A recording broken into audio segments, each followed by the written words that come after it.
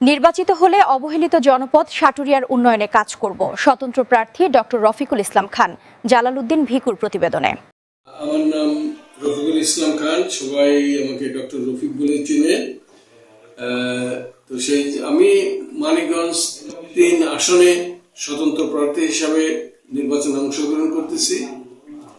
আমি সাটুরিয়া মানিকগঞ্জের সাধারণ মানুষের জন্য গত ৩০ বছর যাবৎ গ্রামে গ্রামে বাড়ি বাড়ি যে কাজ করতেছি।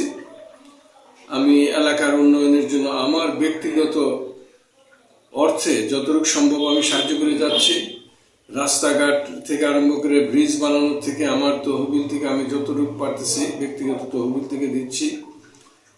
আমি যারা একবারে নিঃস্ব, যাদের কিচ্ছু নাই, তাদের জন্য এই পর্যন্ত সাটুরিয়া মানিকগঞ্জ মিলে ১৫০টার মতো ঘর করে দিয়েছি এবং আরো কয়েকশো ঘরের লিস্ট আমার কাছে আছে, যারা খুবই দরিদ্র, খুবই নিঃস্ব, যারা সরকারি অনুদানও পাচ্ছে না, সরকারি ঘরও পায়নি, কারণ তাদের কোনো জায়গা জমিও নাই। আমি তাদের একটা লিস্ট আছে, তাদেরকে আমি ঘর করে দেব, আমার পরিকল্পনা আছে। সাটুরিয়া মানিকগঞ্জের অগণিত মসজিদ, মাদ্রাসা, কবরস্থান, এগুলিতে আমি নিজের অর্থ থেকে অনুদান দিয়ে থাকি, অল্প, কিন্তু আমি সবার সাথে থাকি সব সময়। আমি কোভিডের সময় বিশেষ করে সাটুরিয়ার প্রত্যেকটা এতিমখানাতে আমি খাবার দিয়েছি। যখন কোনো এতিমখানায় কোনো দান পাইনি, তখন আমি নিজে তাদের সাথে ছিলাম। এখনো আমি বিভিন্ন শুক্রবার বিভিন্ন মসজিদে সাটুরিয়া মানিকগঞ্জে নামাজ পড়ি, কারণ আমি একমাত্র প্রার্থী যে ইসলামের জন্য কথা বলি না, কিন্তু কাজ করি। ইসলাম শুধু মুখে বলে লাভ হয় নাই, তো সেই জন্য আমি মানুষের নামাজের জায়গার ব্যবস্থা চেষ্টা করি তাদের সাথে থাকতে। কবরস্থান, মাদ্রাসাতে এখনো আমাদের বেশ অনেকগুলো স্কলারশিপ দিচ্ছি কোরআন হাফেজ হওয়ার জন্য। তারপরে স্কুলের লেখাপড়ার জন্য সাধারণ অনেক ছাত্রদেরকে আমি গত ৩০ বছরে স্কলারশিপ দিয়েছি। আমার অনুদানে অনেকে এখন বিভিন্ন দেশে, একজন কানাডাতে পিএইচডি করতেছে, কেউ ডাক্তার, ইঞ্জিনিয়ার হয়েছে। এগুলি আমার অল্প সহযোগিতায় আমি এটা করতে পারছি। আমার ইচ্ছা আমি সাটুরিয়া মানিকগঞ্জের সাধারণ মানুষের জন্য অনেক কিছু করার। রাস্তাঘাট এমন খারাপ সাটুরিয়া মানিকগঞ্জে যে বলতে পারেন গত ৫০ বছরে কেউ কিছু করেনি, অথচ আমাদের এখান থেকে কত নেতা হয়েছে, কত এমপি হয়েছে, কত মিনিস্টার হয়েছে, আমরা সব সময় পিছনে পড়া। সেইটাকে আমি সামনে নিয়ে যেতে চাই। আমার বিশ্বাস আমি স্বতন্ত্র হয়েও এটা করতে পারবো, কারণ আমাদেরকে এইসব মিনিস্ট্রিতে যেতে হবে, ডিপার্টমেন্টে যেতে হবে, রিকোয়েস্ট করতে হবে, তদবির করতে হবে, যেটা গত ৫০ বছর আমাদের জন্য কেউ করে নাই। কারণ আমরা সবসময় নির্বাচিত করেছি সব বড় বড় ব্যবসায়ীদের, যাদের প্রচুর টাকা পয়সা আছে, যাদের অনেক মান সম্মান। তারা কাউকে একটা টেলিফোন করতেও তাদের লজ্জা ছিল যে কোনো একটা সাধারণ কর্মচারীকে, সরকারি কর্মচারীকে অনুরোধ করা তাদের জন্য মান সম্মানের ব্যাপার ছিল। কিন্তু আমি তো মানুষের জন্য কোন অধিদপ্তরে যে অনুরোধ করা, বারবার যাওয়া, এটা আমার জন্য কোনো ব্যাপারই না, কারণ আমি মানুষের জন্য কাজ করতে চাই। এইটাই হলো আমার মেন উদ্দেশ্য, এটাই আমার অঙ্গীকার। যে আমার সাথে অন্য প্রার্থীদের পার্থক্য এইটা, যে আমাকে সবসময় এরা কাছে পাবে, তাদের সব সমস্যায় বলতে পারবে, যেটা অন্যদেরকে পারবে না। কারণ অন্যদেরকে এই কথা বলতে গেলে তাদের পিএস এর মাধ্যমে যাইতে হবে, কিংবা কোনো নেতার মাধ্যমে যাইতে হবে, কিংবা কারোর না কারোর মাধ্যম ধরে তাদের কাছে কথা বলতে হবে। আর আমার দুয়ার সমস্ত সাটুরিয়া মানিকগঞ্জের বাসীর জন্য খোলা। যে কোনো সময় আমাকে ফোন করতে পারবে, যে কোনো সময় আমার অফিসে আসতে পারবে, যে কোনো সময় আমাকে রাস্তায় থামিয়ে কথা বলতে পারবে। কারণ আমি মনে করি আমার নিরাপত্তা সাটুরিয়া মানিকগঞ্জের জনগণ। আমি শিক্ষার মানটাকে আরো এগিয়ে নিতে চাই। সাটুরিয়া মানিকগঞ্জের শিক্ষা, বিশেষ করে পল্লী এলাকার হাই স্কুল, প্রাইমারি স্কুল শিক্ষা ব্যবস্থা এত ভেঙে পড়েছে যা চিন্তাই করা যায় না, কোনো মানই নেই। মানিকগঞ্জ শহরে ২-১টা স্কুল ছাড়া কোনো ভালো মানের স্কুল আমাদের সাটুরিয়া মানিকগঞ্জতে নাই। আমি একজন শিক্ষাবিদ হিসেবে আমার দারুণ একটা কঠিন পদক্ষেপ থাকবে যে এলাকার ছেলে মেয়েদের ভালো লেখাপড়া করতে পারলে যাতে ভালো চাকরি পায়। কারণ শিক্ষাই তো আমাদের মেরুদণ্ড। আমরা যদি আমরা এখন যে পরিমাণ পিছনে আছি, এতে আমাদের উন্নয়ন করা সম্ভব না।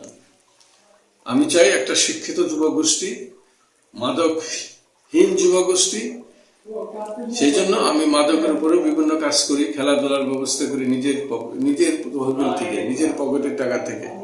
সেই জন্য আমার চতুর্মুখী বিভিন্ন কর্মসূচি আমি গত 30 বছর যাবত চালিয়ে যাচ্ছি, সামনেও যাব।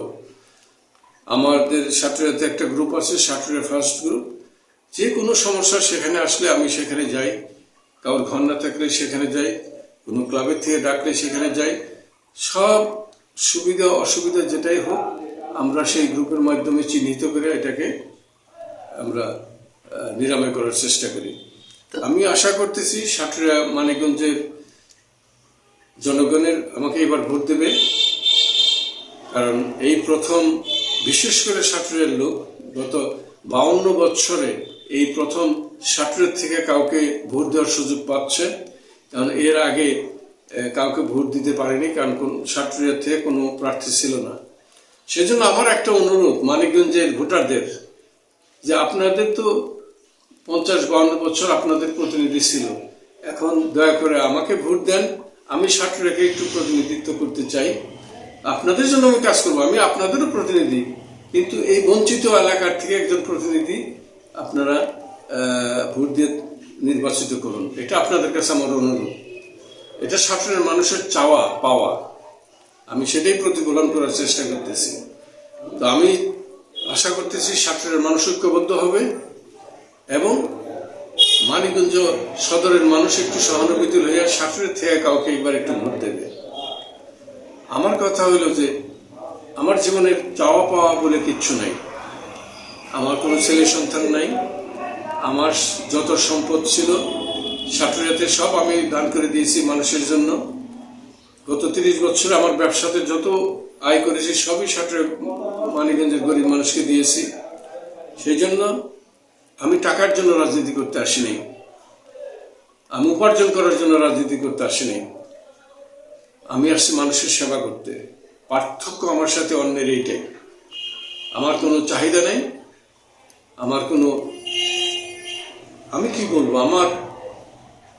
আমার একটা মাত্র চাহিদা মানুষের উন্নয়ন। তো আমি আপনাকে প্রশ্ন করতে চাই যে আপনি তো স্বতন্ত্র প্রার্থী, আপনার বিপক্ষে বিএনপি, জামাত, ইসলামী শাসনতন্ত্র আন্দোলন সহ কয়েকটি রাজনৈতিক দল অংশগ্রহণ করতেছে। সেই ক্ষেত্রে আপনি কতটুকু আশাবাদী? আমি দারুণভাবে আশাবাদী। সাটুরিয়া থেকে মানিকগঞ্জ তিনি যে জামাত ইসলামের যে নমিনি ছিল, আমার খুব ভালো বন্ধু মৌলানা দিলওয়ার হোসেন সাহেব, ওনাকে পার্টির থেকে বাদ দিয়ে অন্য তাদের শরিক দলকে দিয়েছেন। দেলোয়ার বাড়ি সাটুরিয়াতে ছিল, তো সেজন্য সাটুরিয়াতে এখন আমি একাই বলা যায়, অন্য 2-1জন আছে স্বতন্ত্র কিংবা অন্য ছোট পার্টির থেকে, যাদের সাথে ব্যক্তিগতভাবে আমার খুব ভালো সম্পর্ক। আমি আশা করতেছি আলটিমেটলি তারাও আমাকে সমর্থন জানাবে। এখন আমার বিপক্ষে বিএনপি থেকে যারা আছেন তারা অনেক বড় মাপের নেতা, অনেক টাকা পয়সার মালিক, অনেক ক্ষমতাসীন, ক্ষমতাধারী, কিন্তু আমি সাধারণ মানুষ। আমি সাটুরিয়া মানিকগঞ্জের সাধারণ মানুষের রাজনীতি করি, তাদের প্রতিনিধিত্ব করতে চাই। সেই জন্য আমি আশা করব যে আমাকে যারা সবসময় কাছে পাইছে গত 30 বছরে, ডাকলে ভবিষ্যতে পাবে, এখনো পাবে। সেই জন্য আমি দারুণভাবে আশাবাদী। মানুষকে যদি ভোট দিতে দেওয়া হয়, যদি ভয় ভীতি দেখানো না হয়, তাহলে আমি নির্বাচিত হব। এবং আমি খবর পেয়েছি বিভিন্ন জায়গাতে যারা প্রভাবশালী তারা ভয় ভীতি দেখাচ্ছে। আমি প্রশাসনের কাছে আমার এটা অনুরোধ থাকবে, এই ভয় ভীতি মুক্ত একটা পরিবেশ সৃষ্টি করতে। আমি রিটার্নিং অফিসারের সাথে দেখা করেছি, আমি নিরাপত্তা চেয়েছি আমার জন্য, আমার কর্মীদের জন্য, কারণ এখনো নিরাপদ পরিবেশ এলাকাতে হয়নি। তো আপনার লেভেল প্লেন ফিল্ড হিসাবে আপনি কি মনে করতেছেন এই মুহূর্তে সেই রকম কোনো পরিবেশ বা আইন শৃঙ্খলা সম্বন্ধে একটু বলেন। আমার যে অবজারভেশন, আমি সেটাই আগামীকালের পরে বেশি করে বলবো। এই জন্য আমরা মনে করতেছি যে 21 তারিখের পর দেশে আইন শৃঙ্খলার পরিস্থিতির একটু উন্নত হবে বলে আমরা আশা করতেছি। আমি আশা করতেছি রিটার্নিং জেলা নির্বাহী কর্মকর্তা, রিটার্নিং অফিসার, উনি আরো শক্তিশালী শক্ত হাতে এই যে ভয় ভীতি দেখানো এটাকে দমন করবেন, যাতে প্লেইং ফিল্ডটা তৈরি হয়। আমি এটা আশাবাদী। এটা যদি না হয় আমি অবশ্যই কথা বলবো। আমার মুখ বন্ধ করে রাখার খুব অসুবিধা, কারণ আমি কাউকে ট্যাক্স দিয়ে চলি না, আমি মানুষের কথায় চলি, মানুষের জন্য চলি। সেই জন্য একটা নির্বাচনের পরিবেশ সৃষ্টি করা এখন প্রশাসনের দায়িত্ব, সেটা আমাদের দায়িত্ব না, প্রশাসনের দায়িত্ব। যাতে এই কিছু কিছু অপ্রীতিকর ঘটনা যেটা ঘটেছে গত কয়েক সপ্তাহে, এইসব জিনিসের যেন পুনরাবৃত্তি না হয়, ভোটারদেরকে যেন ভয় দেখানো না হয়, কর্মীদেরকে যেন ভয় দেখানো না হয়, যেটা এখনো চলছে। তো সেই জন্য আমি অনুরোধ করব যে আসুন সবাই মিলে একটা সুষ্ঠু নির্বাচন করি, মানুষকে ভোট কেন্দ্রে নিয়ে যাই। কারণ মানুষ যদি ভোট কেন্দ্রে না যায়, ভোট না দেয়, অংশগ্রহণ না করে, এই নির্বাচন অর্থহীন হয়ে পড়বে। আল্লাহ হাফেজ। সাটুরিয়া, মানিকগঞ্জ, সবাইকে আমার শুভেচ্ছা। আপনারা দোয়া করবেন, আমার সাথে থাকবেন। খুদা হাফেজ।